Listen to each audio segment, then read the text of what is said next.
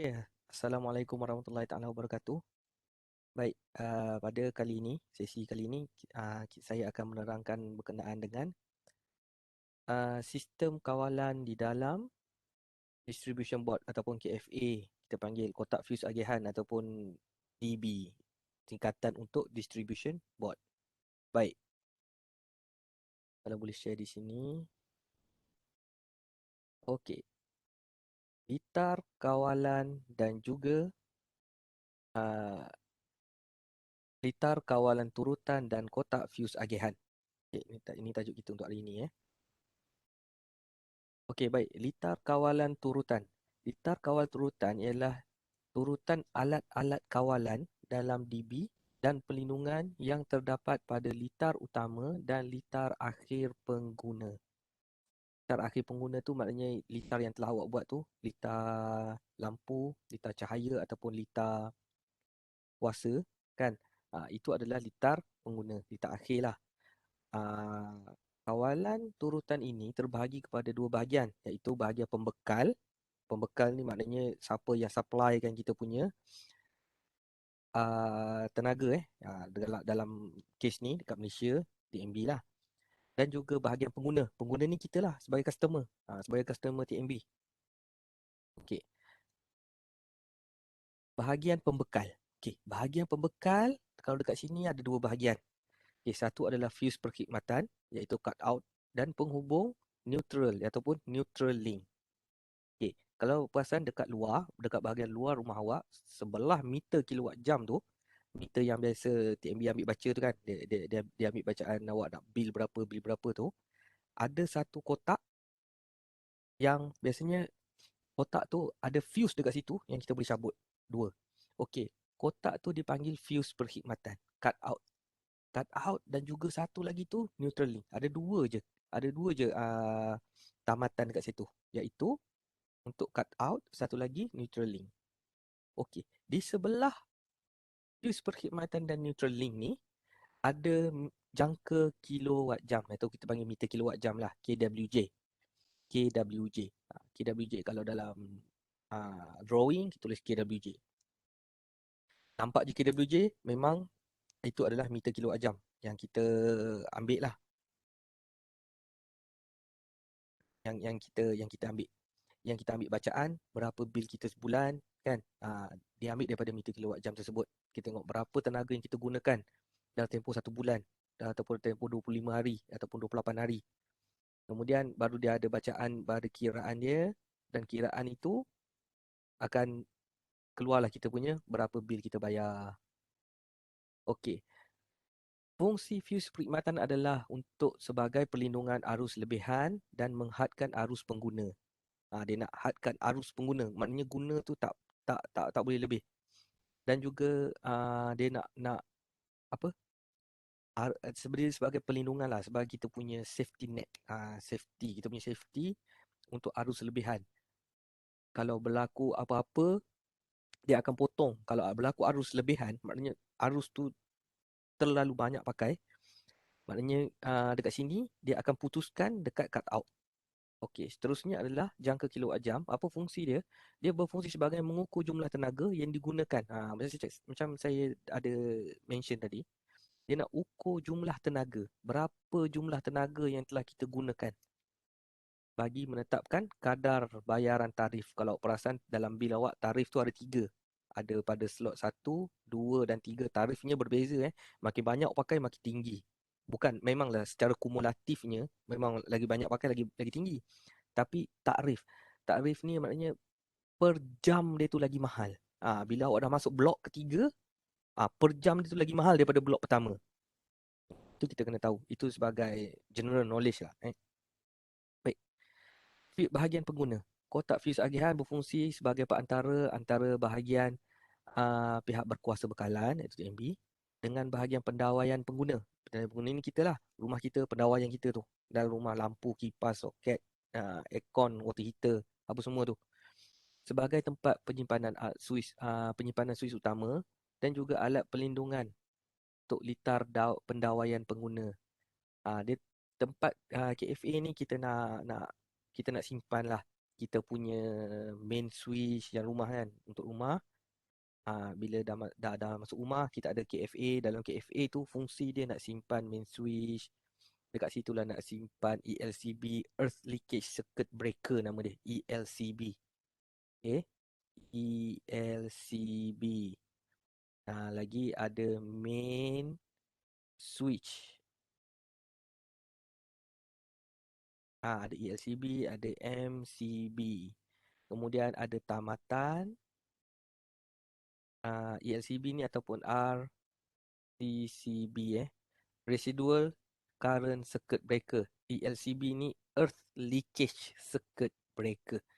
Ada tamatan neutral, neutral bar ataupun neutral bar, dan juga ada tamatan bumi.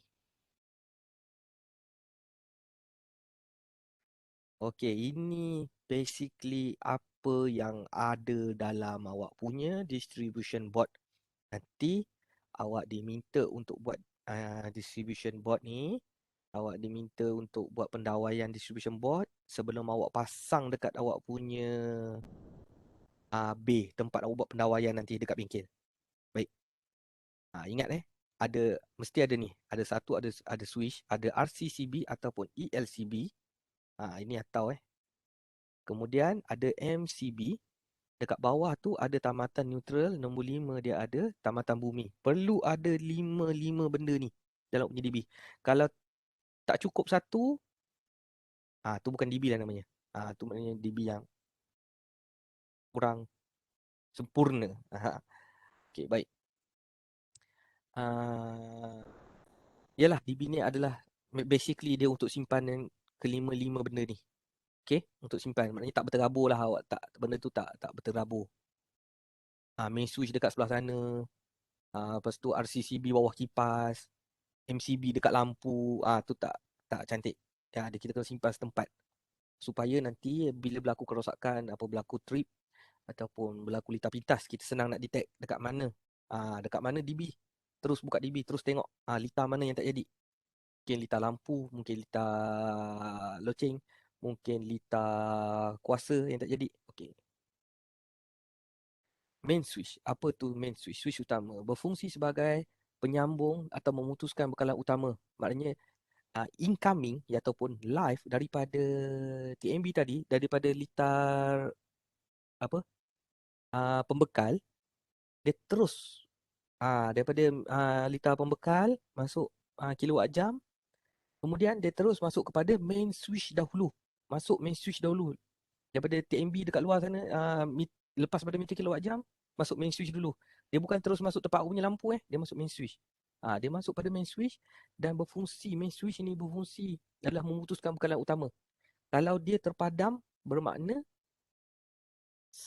satu kawasan ataupun satu rumah awak tu tak ada tak ada tak ada tak ada current ataupun tak ada tenaga, tak ada arus. Okey, terdapat dua saiz untuk peranti ni. Biasanya untuk satu fasa dia ada dua saiz. Satu 40 ampere. Ampere ni kita panggil saiz dia lah, saiz dia. Sebenarnya ini adalah dia punya berapa dia punya current dia boleh tampung. Lebih daripada ni dia putus. Maknanya dia boleh tampung sampai 40. Kita ada cara nak kira dia, macam mana berapa kipas ni pakai, berapa lampu ni pakai. Kita ada cara dia nak kira. Kemudian lagi satu adalah 63. Ini untuk satu fasa, untuk perumahan satu fasa, biasanya kita pakai dua. Sama ada 40 ataupun 63. Kalau 40 untuk yang mungkin kurang sikit beban.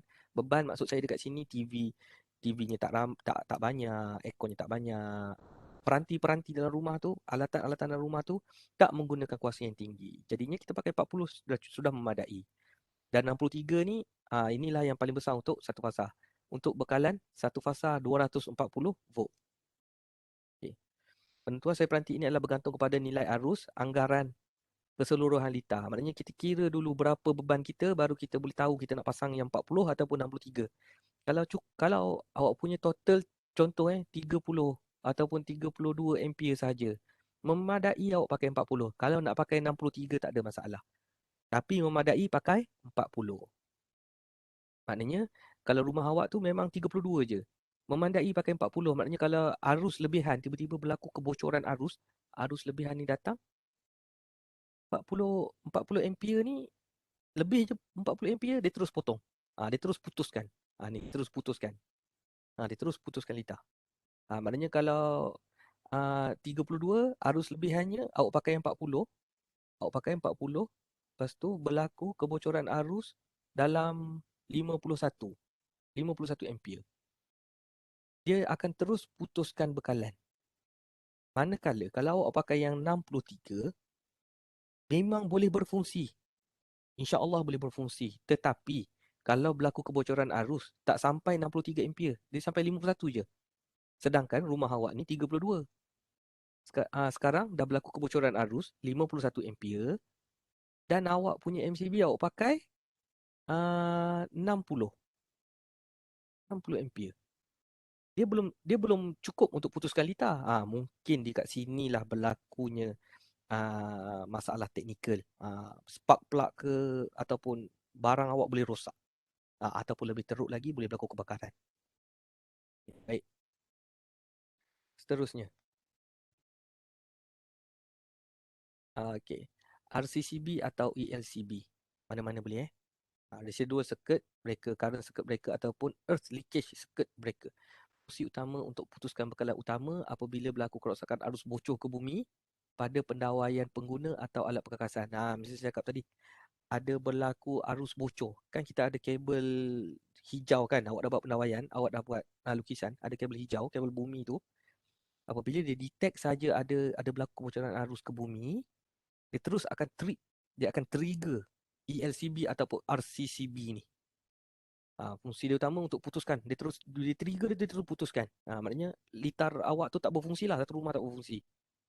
Arus bocor ke bumi apabila berlaku sentuhan terus antara live dengan bumi. Apabila live dengan bumi ni touching, ataupun touching apabila berlaku kerosakan, dia bersambung dua ni, dia terus trigger RCCB dekat awak punya DB. Baik. Terdapat dua saiz sama, maknanya ada dua saiz juga untuk RCCB ataupun ELCB.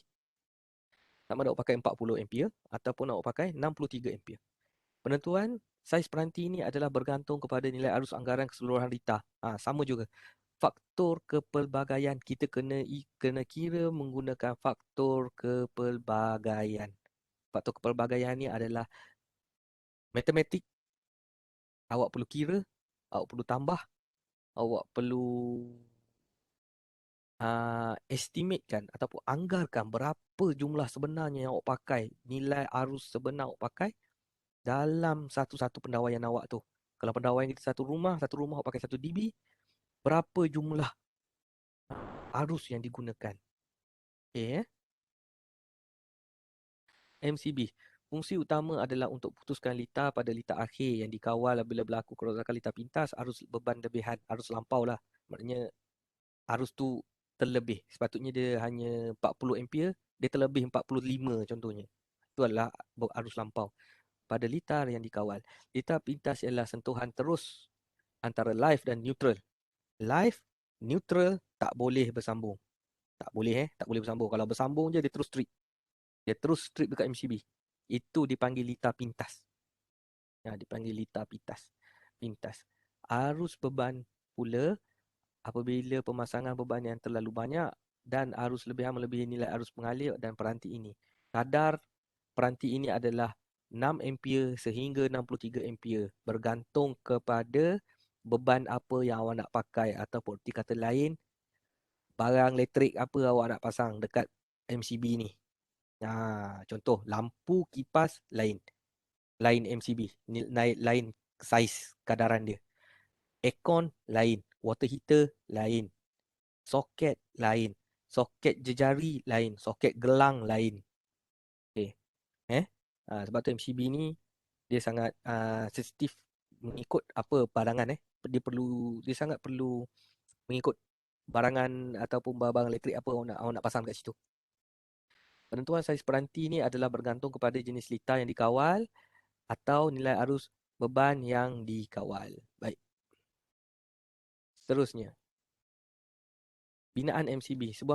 Dia adalah sebuah mekanisme pensuisan, a switching mechanism. Dalam tu dia ada touching, dia ada contact. Maknanya kalau ada berlaku lebihan, pump dia terus putuskan.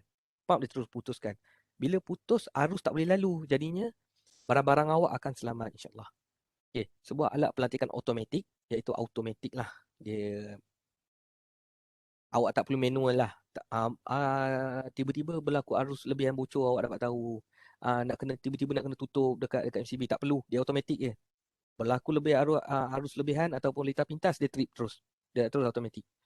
Sebuah alat pemadam arka, sesentuh tetap dan bergerak. Kebaikan MCB ni, pelantikan beban lampau telah ditentukan oleh pihak pengeluar, tidak boleh diubah.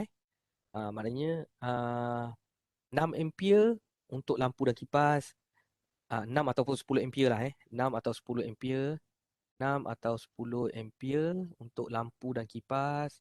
Dia panggil litar pencahayaan. Saya dah terangkan yang sebelum ni. Litar lampu atau kipas, pencahayaan. Walaupun di kipas tu kita berangin, dia tak panggil litar peranginan, tak. Dia panggil litar pencahayaan juga.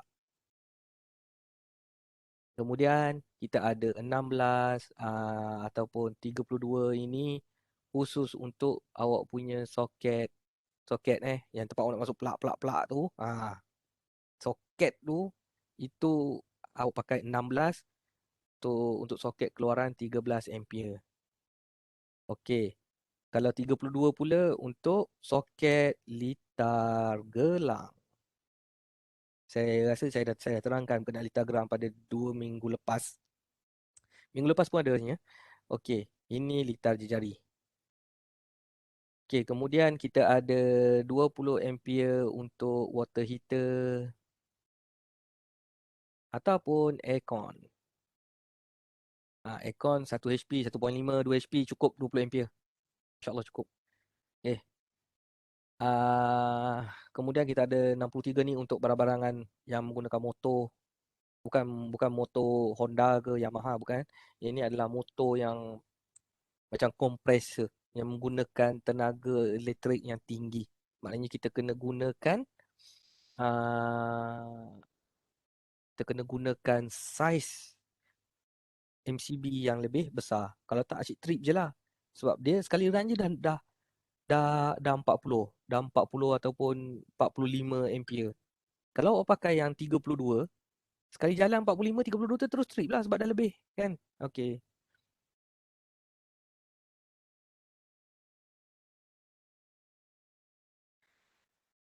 Baik. Bekalan boleh dibekalkan dengan mudah dan segera bila kerosakan telah diperbaiki. Tidak perlu didawai semula berbanding dengan fuse dawai semula. Maknanya kalau rosak sebiji, terus tukar sebiji. Ya? Rosak sebiji terus tukar. Tak perlulah nak buka, nak apa? Nak repair, nak dawai balik dalam tu.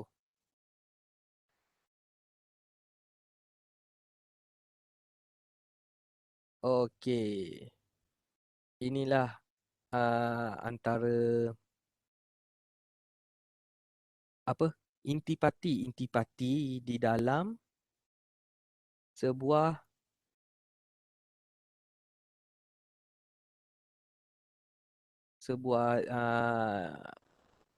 kotak fuse agihan. Saya stop sharing. Okey, semoga dapat jelas, awak semua dapat jelas berkenaan KFA ataupun neutral link kilowatt jam dari mana. Ingat dia terbagi kepada dua, pembekal dan juga pengguna. Pengguna start daripada KFA. Pembekal meter kilowatt jam dan juga neutral link cut out. Itu adalah daripada pembekal. Yang pengguna ni DB. Semoga bermanfaat semua. Assalamualaikum. Selamat petang.